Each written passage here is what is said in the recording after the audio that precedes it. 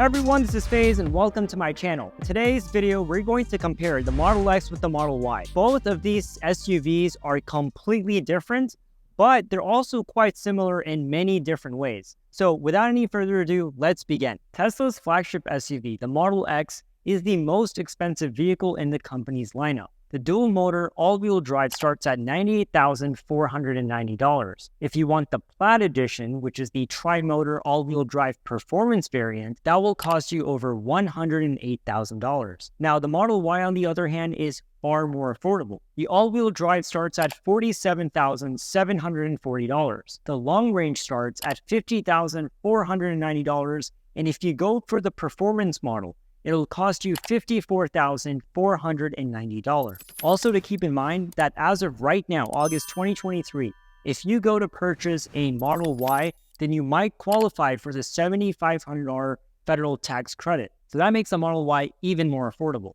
All right, now that we've put in the Model X and the Model Y's massive price differences put aside, now let's take a look at the design, both the interior and the exterior. Both SUVs are great looking in their respective ways. The Model X is definitely quite the flashy one with its falcon wing doors, and it's obviously a lot bigger since it's a full-sized SUV, whereas the Model Y is more of a crossover SUV. The Model X has a more angular look with squared-off edges and sharp lines, whereas the Y, on the other hand, is more rounded and smoother, with a less boxy overall shape than the Model X. Now, one isn't better than the other, but you definitely might prefer one look over the other. One of the Model X's signature features is its falcon wing doors, which gives it an extra bit of style and can be useful in tight parking spots as the doors open up rather than out. The Model Y doesn't have these, which keeps the design a lot more simpler, but means that you won't get the benefit of the extra space that they provide. The Model X is the model to go for if you want a bona fide SUV with all of the space that comes with it. In fact, it'll seat up to 7 people if you pick that particular seating configuration. I personally went with the 6-seater and I absolutely love it, mostly because I love the extra space that you get in between the 2 seats in the middle row, and it's great access for those in the 3rd row to get out of the car. Overall, it just feels a lot more spacious. Now, the Model Y doesn't quite offer the same sort of accommodating interior, but I will say it's still roomy for a 5-seater. And there is an option for a 7-seater as well, but I don't really recommend it because there's barely any space in that 3rd row, but it is great if you have small children. Now, in terms of overall interior cargo space, it's pretty unsurprising to see that the Model X has 91 cubic feet compared to the 68 cubic feet of the Model Y. Also, with the Model X, you do get that huge panoramic glass roof that makes the vehicle feel even more spacious. So the difference is not that the Model X is much bigger and has the flashy falcon wing doors, but it's also that it offers a much more premium luxurious feel. You see, when I sit in a Model Y, it feels a little cheaper. Now, don't take me wrong, I love the Model Y, I think it's an amazing vehicle, but when you look at what you're paying, and when you compare it to the likes of a Mercedes-Benz or a Lexus or an Audi or all these other great premium vehicles, it does feel a little bland and a little cheap in terms of its build quality. Now, the same can be said about the $100,000 plus Model X, but that Model X does offer a few minor things that makes it feel like, okay, this is luxurious, this is premium. For example, with the Model X, you get a carbon fiber finish if you get the Plaid variant, and you also get Alcantara headliner regardless of which variant Model X you get. And also you get the yoke steering wheel, which makes the vehicle look way more futuristic and modern. And when you look at the infotainment, the Model X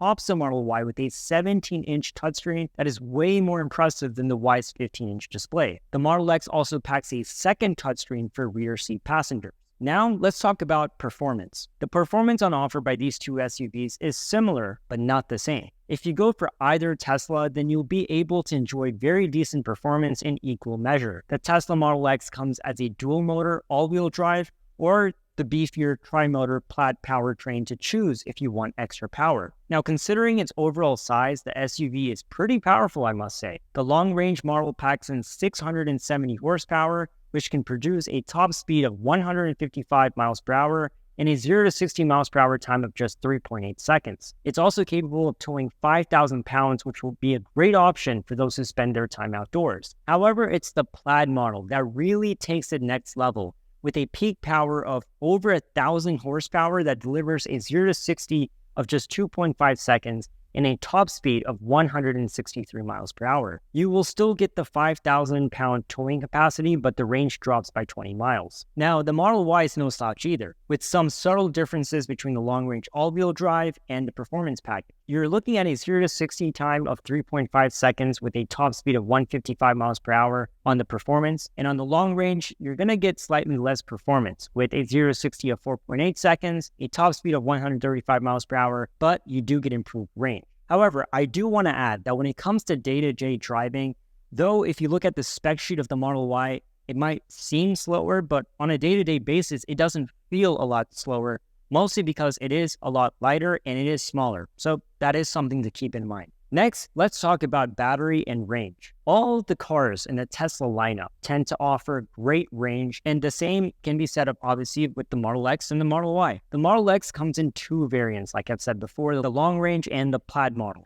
The long range offers up to 348 miles of range, while the Plaid delivers around 333 miles. Meanwhile, the Tesla Model Y is currently available as a basic dual motor, a performance model, or a long-range all-wheel drive. The basic Model Y gives 279 miles of range, the long range gives 330 miles of range, and the performance offers an estimated 303 miles of range. Alright, so in conclusion, both the Tesla Model X and the Model Y are fantastic vehicles. You can't go wrong with buying either of them, but obviously they kind of have to fit your lifestyle and also kind of depends on what you're looking for.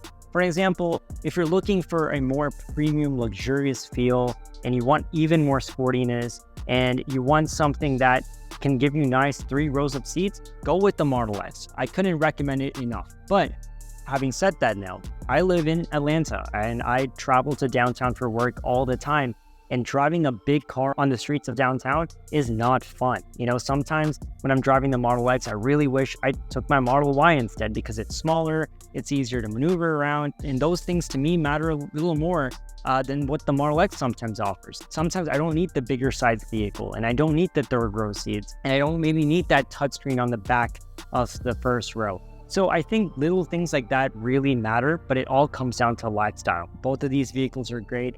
And as always, I want to know your thoughts. Which one do you prefer? What are your thoughts? What are your questions? Whatever it is, comment below and let me know. And of course, if you're new to my channel, if you haven't subscribed, then please be sure to click that subscribe button and follow me for more videos coming soon. You can check out the videos that I currently have. I've done a ton of Tesla and EV videos, so check those out, subscribe, and I'll see you next time.